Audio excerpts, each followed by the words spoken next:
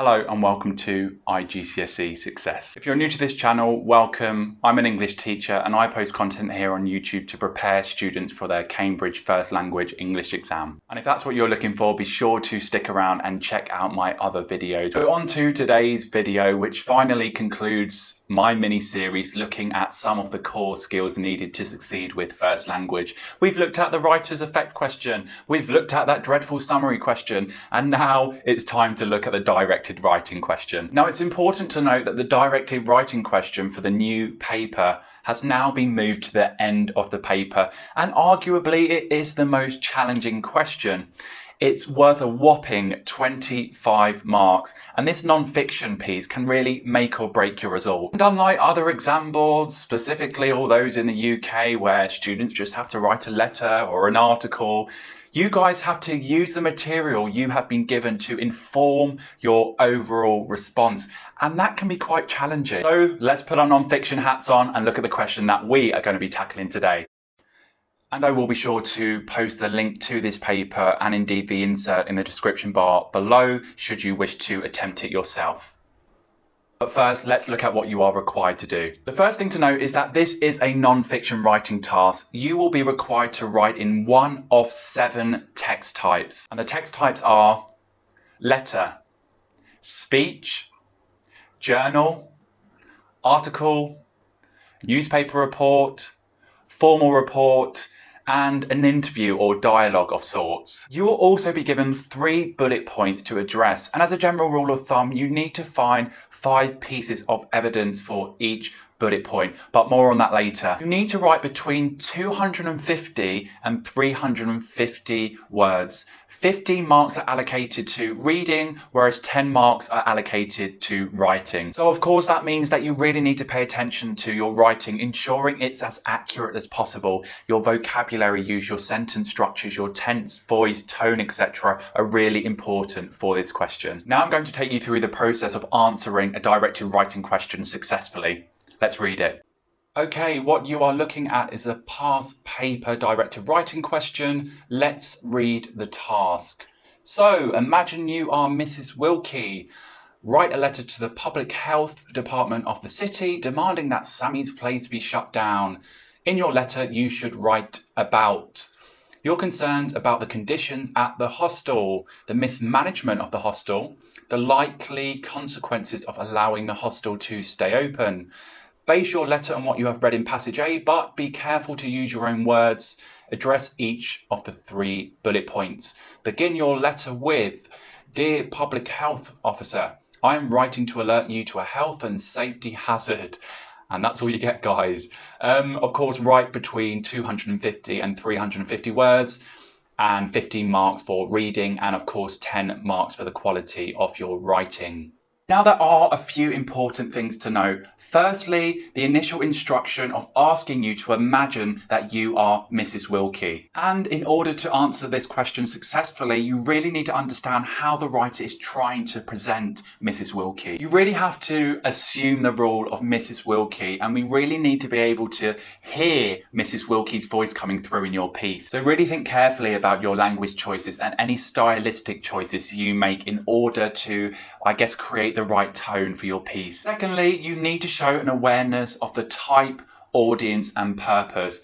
And an easy acronym to remember is TAP. Now, given that your letter is going to the Public Health Department, there of course needs to be a level of formality throughout your piece. Lastly, you want to make sure that you have read and understood what each bullet point is asking you to focus on. You want to try and write a paragraph for each bullet point, and within your paragraphs, you should have about 5 ideas in each. And remember, your paragraph should be of equal length. Now let's read the insert. Okay guys, so as mentioned, I will link this paper in the description bar, and feel free to skip ahead if you have read this already. It's quite a long passage, but let's read it. Passage A. In this passage, an 18-year-old backpacker receives a surprise visit from her parents while she is a long way from home, and it's titled An Unwelcome Appearance. In September, Sasha Wilkie breathed a sigh of relief when she waved goodbye to her parents in the airport before the 15-hour flight signalling the start of her gap year before university. Her mother, in particular, was too controlling. Yes, Sasha promised to phone and email regularly, but she could be economical with the truth. By February, however, the novelty had worn off. There had been great times, but everything had proved expensive. So Sasha was unable to go on many of the tempting mini excursions on offer. She was therefore grateful to find a top bunk bed in a dormitory at Sammy's Place, a hostel in a city on her itinerary. A few weeks' cheap living in a run-down area might avoid the shame of returning home early. Luckily, Sasha had persuaded her mother to top up her bank account on the pretext that she wanted to do a sub-aqua course. In fact, she needed the cash simply to live. A chaotic and overcrowded information board in the common room of the hostel displayed some sprawl notices of work available to backpackers. She just needed to acquire the right visa, but Jed, the so-called manager, said he would help her get one. The busy travelling season was imminent, however, and Sammy said she could do a few hours' work a week there, like laundry and mopping floors. Sasha didn't relish the prospect of this, but noticed that the other part-time workers didn't really exert themselves. Maybe she could make enough to buy a share in one of the old cars that were advertised in the hallway. In any case, there were always notices about lifts on offer to exotic, distant locations, requiring only a contribution to fuel costs. At the very least, she'd be able to afford to go on some of the bus tours which picked up people at the hostel each day. Her dormitory was rather unpleasant. The bunks were thin, worn, mattresses were crammed together. There was no shade on the light bulb, which flickered spasmodically. Although everyone was meant to take turns doing basic cleaning and emptying bins, this rarely happened. The window frame seemed welded shut, its surface encrusted with years of dead flies. The surface of the sink in the corner looked like a relief map, with river-like cracks meandering from tap to plug hole and mini mountain ranges moulded from toothpaste. A great thing about Sammy's Place, however, was the cheap internet access. When she first arrived a fortnight before, she'd been able to catch up on emails, home, and update her blog. One Saturday night, Sasha was really enjoying herself. After a long session chatting online with her friends back home, she rummaged through the free food box in the fridge and found some pasta sauce only a few days out of date.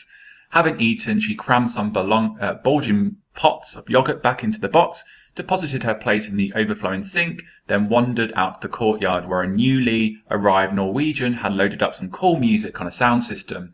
Jed, who was meant to be on reception, joined the gathering, and soon the place was throbbing with music and laughter. Gosh, how irresponsible of Jed.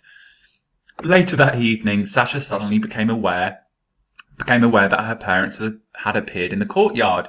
Her initial shock was replaced in quick succession by shame, guilt, and annoyance. Mrs. Wilkie hurled her luggage to the floor, and with eyes blazing, drew back her shoulders in readiness for battle. In a thunderous voice, she demanded to know who's in charge. Why is there no one at reception? Her mother's laser eye soon pinpointed Sasha, who was trying to shrink back into the shadows, and she launched herself across the space to demand, "What on earth are you doing in a place like this? I thought you were staying somewhere decent." She wheeled around and commanded, "You young people should be in bed. It's late." The events of the next 2 hours were a blur to Sasha. The room in that same hostel which her parents had booked from home over the internet was dirty. Her mother caught the heel of her shoe in the threadbare carpet, and her pillow was brought down to reception, held aloft between thumb and forefinger for fear of disease. Mrs. Wilkie was assured that the overwhelming smell of gas was normal, and that was probably from a neighbouring establishment. My goodness. She insisted that Sasha and Jed clear the kitchen sinks and take out the leaking rubbish bags, not realising that there were no tea towels and nowhere outside that was free of rats. Gosh, finally recognising that this sorry state of affairs could not be remedied, Mrs. Wilkie made Sasha pack her things and ordered a taxi to take them all to a luxury hotel. End of gap year, thought Sasha, miserably. Now, before we begin tracking the text for evidence for our first bullet point, it's important to understand the type of character Mrs. Wilkie is. She's, of course, overbearing. She's angry. She's horrified over knowing her daughter has stayed at Sammy's place. This is really important as it will help us adopt a suitable voice for Mrs. Wilkie's character. Now let's look at the first bullet point again. Remember, we are looking for 5 explicit ideas stated in the text which look at the concerns about the conditions at the hostel. So let's quickly whiz through the text again. From what I recall, this paragraph here are where most of the concerns lie. There are a few towards the later part of the text, but let's try and get 5 ideas from this paragraph. I guess the first one is to do with the bunk bed. So I'm going to highlight that. So the mattresses are thin, worn, and the bunk beds are all crammed together. So that sounds highly unpleasant. Then we've got the light bulb, which is flickering spasmodically. I mean, that sounds incredibly dangerous as well. So I guess we've almost got 3 ideas here. Then we have the window frame is welded shut. Quite dangerous as well. The surface of the windowsill being encrusted with dead flies. I love this text, guys. And let's try and get one more. So we've got this brilliant image here of mini mountain ranges moulded from toothpaste. There we go, guys. So we have our 5 ideas already, and I'm going to paste these onto a Microsoft Word document. Now you're looking at the 5 quotes which I have selected, guys. Before I begin a response, it's really important that you adopt a suitable voice for Mrs. Wilkie and you sustain that voice. Remember, you are not writing it from your point of view. It should sound like Mrs. Wilkie, I guess, without being too forthright, without being too aggressive. Tone is really important, and that is created through your language choices and any stylistic devices that you choose to use. And it's really important, guys, that just like the summary question, you must not lift phrases from the text. So, for example, you would be expected to reword cram together, flickered spasmodically, welded shut, etc. The process is simple with practice. Get your quotation, reword it, and then develop or infer for each quotation.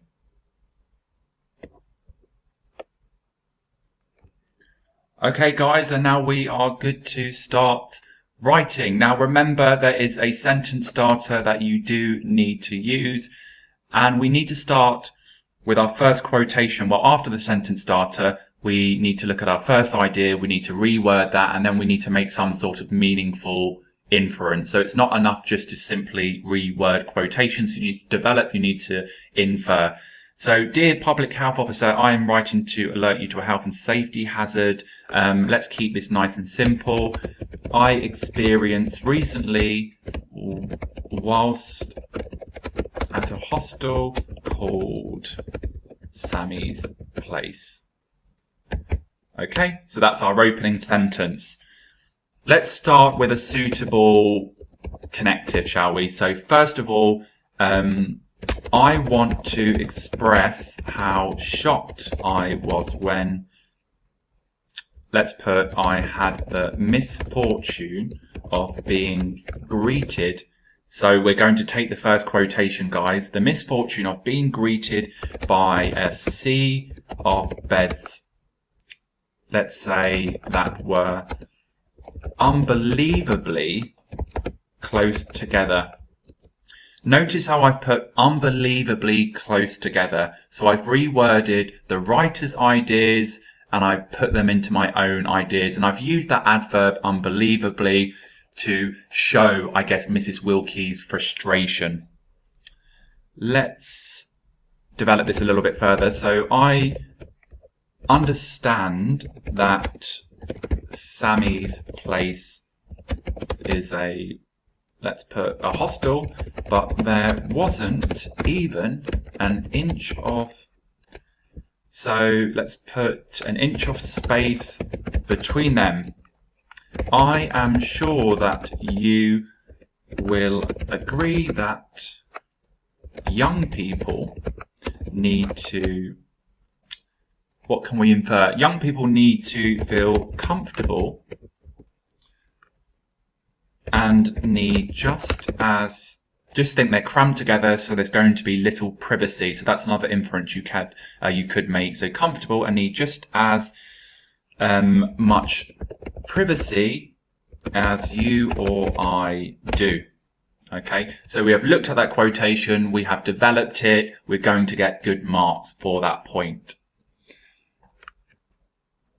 Let's use some sort of transitional phrase. So further to this, the conditions, so they're thin, they're worn, etc. The conditions of the beds, let's put, were utterly putrid. Okay.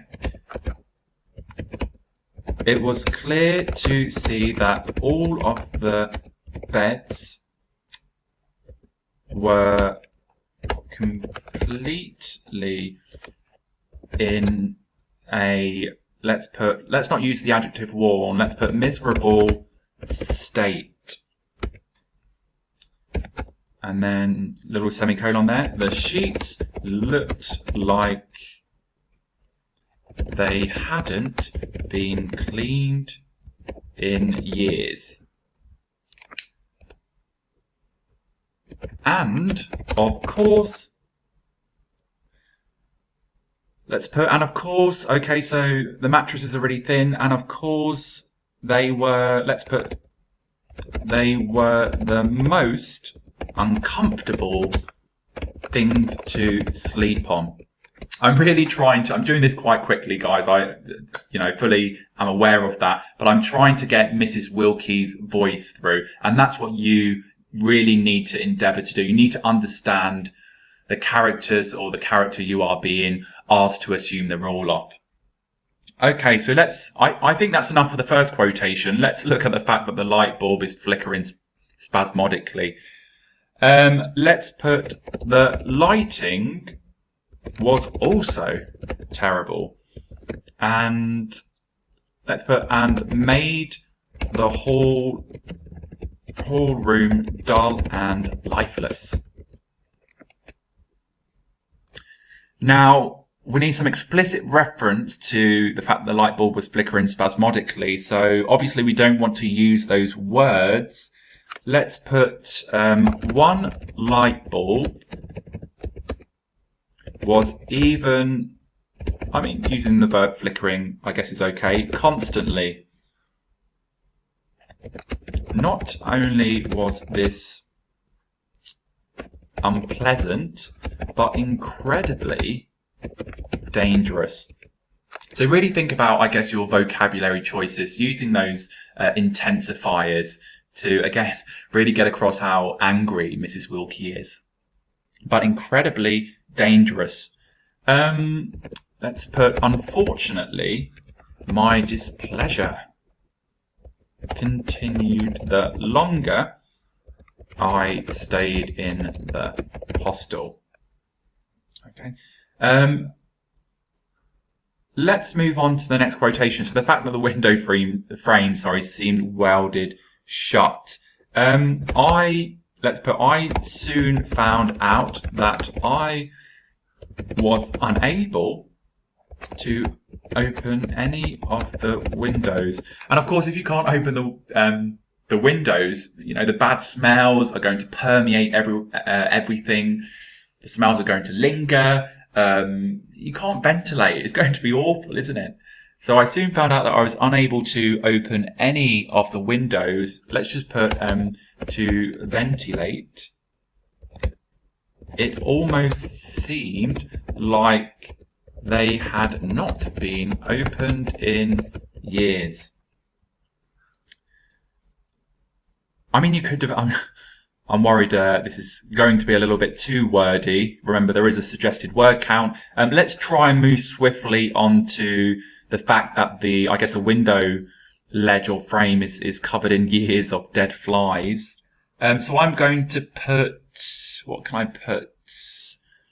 Let's put upon closer inspection, I also was horrified to find a collection of dead flies, which clearly had been there for many years. Okay, so we've looked at that one, and we've got one more quotation, guys, and then we have finished the first paragraph. Let's put, lastly, I was equally as shocked to witness the cracked sinks and the hardened blobs of toothpaste all over them. The overall cleanliness was truly horrifying.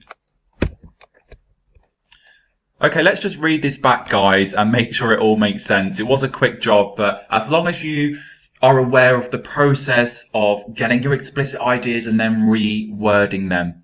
So, dear Public Health Officer, I am writing to alert you to a health and safety hazard I experienced recently while staying at a hostel called Sammy's Place. First of all, I want to express how shocked I was when I had the misfortune of being greeted by a sea of beds that were unbelievably close together. I understand that Sammy's Place is a hostel, but there wasn't even an inch of space between them. I'm sure that you will agree that young people need to feel comfortable and need just as much privacy as you or I do. Further to this, the conditions of the beds were utterly putrid. It was clear to see that all of the beds were completely in a miserable state. The sheets looked like they hadn't been cleaned in years, and of course, they were the most uncomfortable things to sleep on. The lighting was also terrible and made the whole room dull and lifeless. One light bulb was even flickering constantly. Not only was this unpleasant, but incredibly dangerous. Unfortunately, my displeasure continued the longer I stayed in the hostel. I soon found out that I was unable to open on any of the windows to ventilate. It almost seemed like they had not been open in years. I mean, you could explore that further and mention there being the potential for a fire hazard, etc. Upon closer inspection, I was also horrified to find a collection of dead flies, which clearly, that's where you have to proofread, guys, which clearly had been there for many years. Lastly, I was equally as shocked to witness the cracked sinks and the hardened blobs of toothpaste all over them. The overall cleanliness was truly horrifying. Hopefully you can all see Mrs. Wilkie's voice coming through in my letter, and really that's what Cambridge want you to achieve. Okay guys, I already anticipate this video being incredibly long. I'm not going to do the 2 other bullet points, but you just follow the same pattern. Get 5 quotations for each bullet point, you reword them, and then be sure to infer, develop appropriately, and hopefully you should end up with 3 paragraphs which are of similar length. And there you have it, guys. This video concludes my 3-part mini-series looking at the core skills of the first language English paper. Very soon I will be giving you a walkthrough looking at the newer questions to the first language paper. So if that interests you, like, subscribe, do all of that jazz, and I will see you very soon. Bye bye.